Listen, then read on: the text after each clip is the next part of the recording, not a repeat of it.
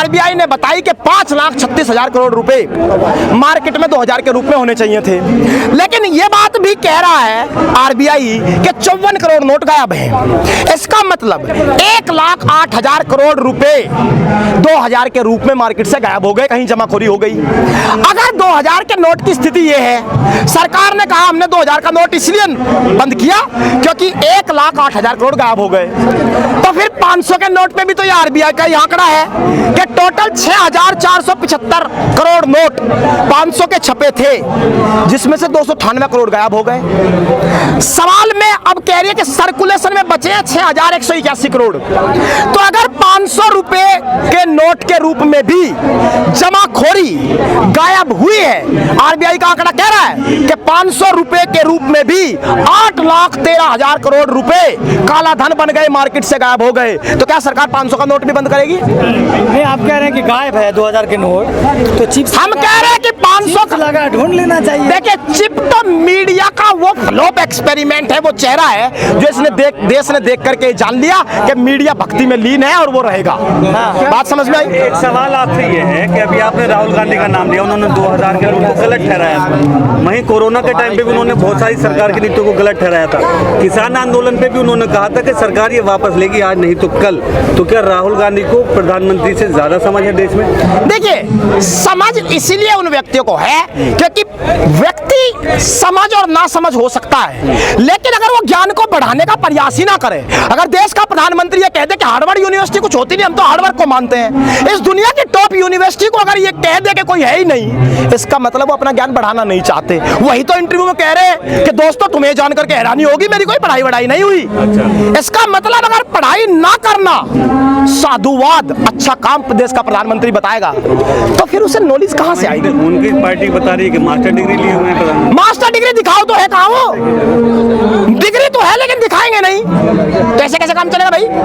एक बात आप जान लीजिए, इस देश में जितने भी फैसले, चाहे वो नोटबंदी का फैसला हो, मनमोहन सिंह का राज्यसभा में भाषण था कि इससे इस देश की अर्थव्यवस्था को ऐसा झटका लगेगा उसकी रिकवरी नहीं हो पाएगी। और आप जीडीपी कैलकुलेट कर लेना 2016 के अगले 3 सालों की, वही स्थिति सामने इस देश की आई।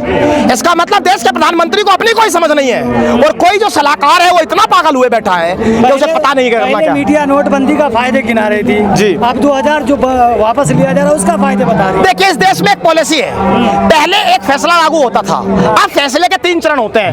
पहला फैसला देश की सरकार लागू करेगी, देश में मीडिया कहेगी भाई बहुत अच्छा फैसला, इससे देश की तस्वीर बदल जाएगी। भारत की सरकार ने लोगों पर एक विकास का अलग रूप सामने रख दिया, उसके बाद वो फैसला, उसका विरोध होगा। देखिए, लोग चाहते हैं कि देश की तरक्की ना हो, ये लोग देश की तरक्की में बाधा बने हुए हैं, प्रधानमंत्री विकास चाहते हैं और ये विकासवादी फैसला है। उसके बाद प्रधानमंत्री फैसले को वापस ले लेंगे, मेरी तपस्या में कोई कमी रह गई, फिर मीडिया चिल्लाएगी देखिए देश की तरक्की में प्रधानमंत्री ने एक फैसला वापस ले लिया। अरे जब ये फैसला विकास के लिए लिया गया था, उसके वापस लेने से कैसे विकास होगा? कौन सा गणित मीडिया देश को समझा रहा था? चाटुकारिता सबको समझ में आती है। वो अभी भी तो कह रहे हैं जनता खुश है इससे। किससे? घबरा वो ही रहे हैं जो दबा के बैठे हैं। अब एक बात आप मुझे बताइए, 2016 के बाद इस देश में ठीक जब नोटबंदी हुई नवंबर को, 8 नवंबर को, उसके 3 महीने बाद कर्नाटक में रैली करते हुए देश के प्रधानमंत्री ने कहा था कि भाइयों मुझे 50 दिन का समय दीजिए, अगर ये फैसला गलत साबित हो गया तो किसी भी चौराहे पर खड़ा कर करके जो देश जो सजा चाहेगा मैं उसे लेने को तैयार हूं। फैसला गलत साबित हो गया, देश के प्रधानमंत्री का फैसला गलत हुआ, कहां वो चौराहा और कहां वो सजा। और ये फैसला गलत है, क्यों है बताता हूं, क्योंकि अगर ये फैसला सही होता तो इसकी घोषणा राष्ट्र के नाम संदेश से देश का प्रधानमंत्री या कोई मंत्री करता। प्रधानमंत्री जिस समय जापान दौरे पर है, उस समय किसी मिनिस्टर ने भी इस बात की घोषणा नहीं की, आरबीआई से कराई।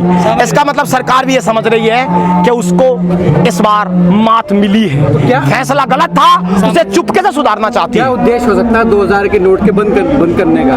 देखिए, उद्देश्य तो यह है कि गलती को सुधार कर लिया जाए। दूसरा उद्देश्य बताता हूं, इस देश में एक बड़ी पॉलिसी आई, इलेक्टोरल बॉन्ड। पता ही नहीं लगेगा कि इस पार्टी को चंदा कहां से मिला है।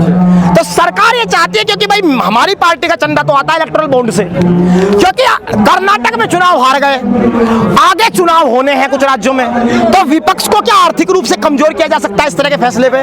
क्योंकि एक आंकड़ा बहुत अच्छा साउथ के पत्रकार उन्होंने छापा है, उन्होंने कहा है कि प्रति व्यक्ति अगर चक्कर काउंट कर लिए जाए तो इस फैसले से हर व्यक्ति को 18 करोड़ चक्कर बैंकों के लगाने पड़ेंगे। उन्होंने कहा किसी व्यक्ति पे अगर 2 करोड़ नोट है, सीधी सीधी कैलकुलेशन है, और 2000 के वो नोट हैं। इसका मतलब उसे बैंक के 1000 चक्कर लगाने पड़ेंगे जब जाकर के वो नोट बदला जाएगा।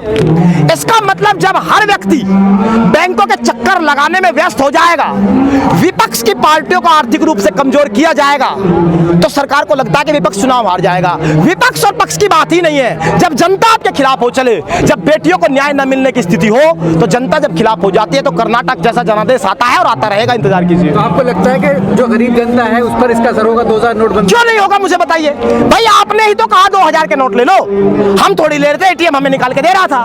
एक बात आप और भी समझिए, ये ऐतिहासिक फैसला क्यों नहीं है? जिस दिन नोटबंदी हुई उसके बाद 2000 के नोट इस देश में लगभग करेंसी का 50% छपे। आज 8 साल बाद वो मात्र 13.8% रह गए थे। अगर 2000 के नोट को बंद ना भी करती तो और 4 साल में वो 5% ही रह गए थे। धीरे धीरे चलन से घट ही रहे थे। तो अगर 2000 का नोट खुद ही चलन से घट रहा था तो इसका मतलब तो वो आगे भी चलन से घटता ही। तो सरकार अगर सोच समझ के साथ फैसला लेते तो कुछ काम आता, लेकिन सरकार की मंशा दूसरी।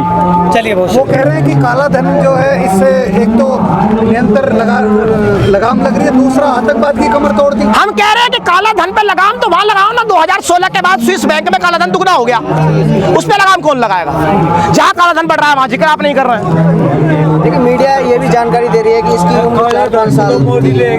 तभी चिप ढूंढ रही थी। अरे 5 साल के लिए चिप लगाई थी क्या? अगर मीडिया को पता था, मीडिया इस देश का बिक चुका और वैसी बातें करता। स्थायी नहीं था। कौन कह रहा है ये बात? 2000 के नोट। तो इसका मतलब 2000 रुपए के नोट छापने में जो कई सौ करोड़ रुपए इस देश के बर्बाद हुए, उसकी भरपाई कौन करेगा? ये देश में मजाक चल रहा है। कई सौ करोड़ रुपए की आगे करेंसी छापेंगे, उसमें पैसा वेस्ट करेंगे इस देश की जनता के मेहनत और पसीने का, और उसके बाद बंद कर देंगे। क्या कोई फिल्म का ट्रेलर चल रहा है क्या? क्या फ्लॉप हो गई तो बंद और चली तो चली? ये देश की आर्थिक नीति। भ्रष्टाचारियों पे लगाम लगाने का प्रयास किया है। तो भ्रष्टाचार तो हम बता रहे हैं। आरबीआई का डाटा कहता है कि 500 करोड़ 500 के नोट से भी सर्कुलेशन से गायब हैं। करो उनको भी बंद, सारी करेंसी बंद कर दो। इस देश में करेंसी पीतल की लेके आओ, मुगल की तरह।